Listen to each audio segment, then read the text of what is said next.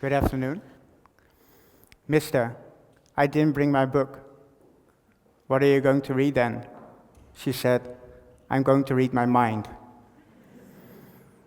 Why are you late? Mister, I still had to wear in my shoes. How come you're so energetic? Well, as Lady Gaga once said, I was born this way.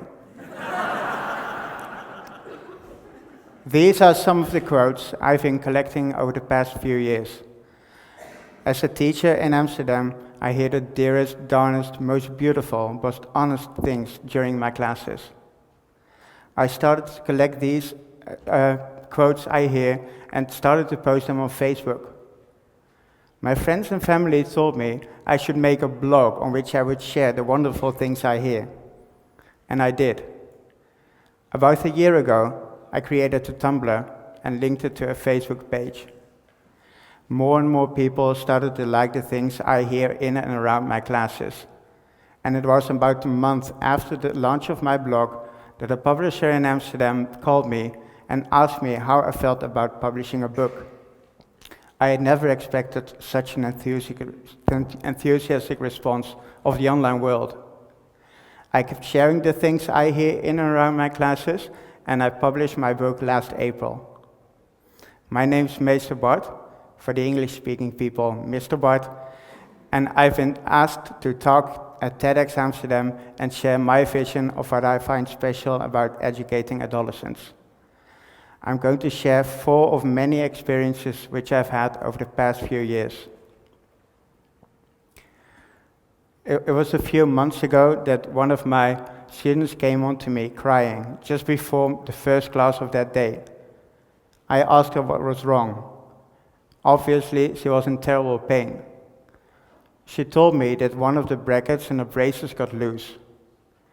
I knew that hurt. I asked her, why haven't you called the orthodontist? She said, I did. I tried to make an appointment, but it didn't make time for me. The class bell rang, and I decided to let my students in anyway, but I knew that I had to help this poor student. I called her orthodontist and told him that I would send the girl there immediately.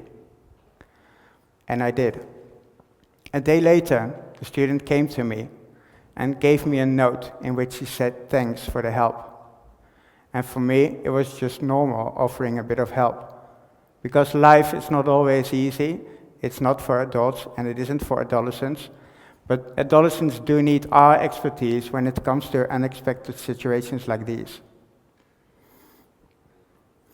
On a cold day in January last year, it was snowing so bad that I couldn't cycle to school. I went by public transport, which I never do. Due to the weather, I had a 30-minute delay, and I knew that I wasn't going to be on time for the first class of that day.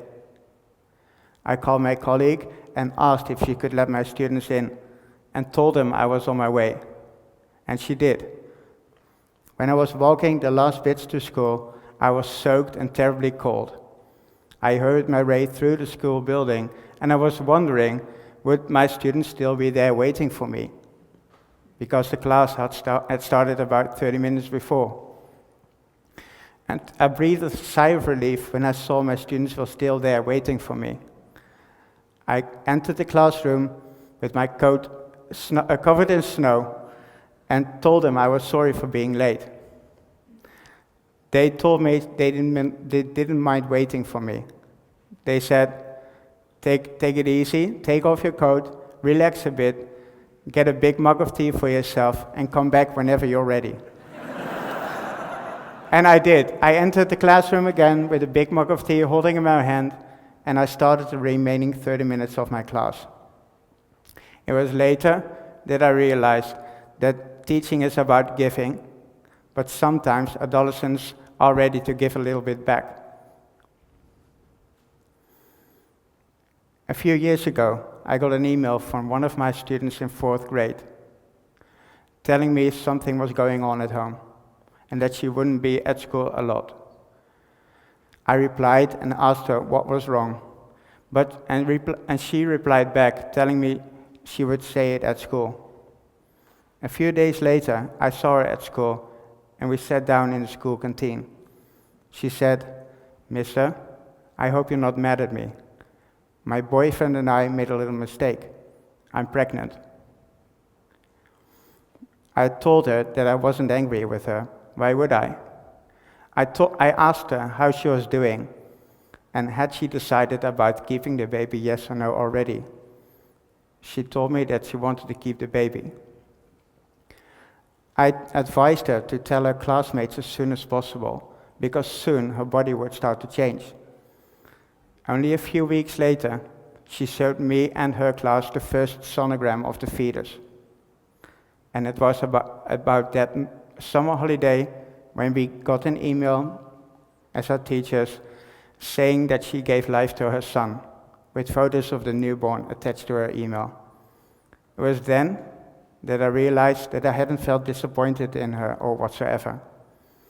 All I did was trying to support her in what she had been going through.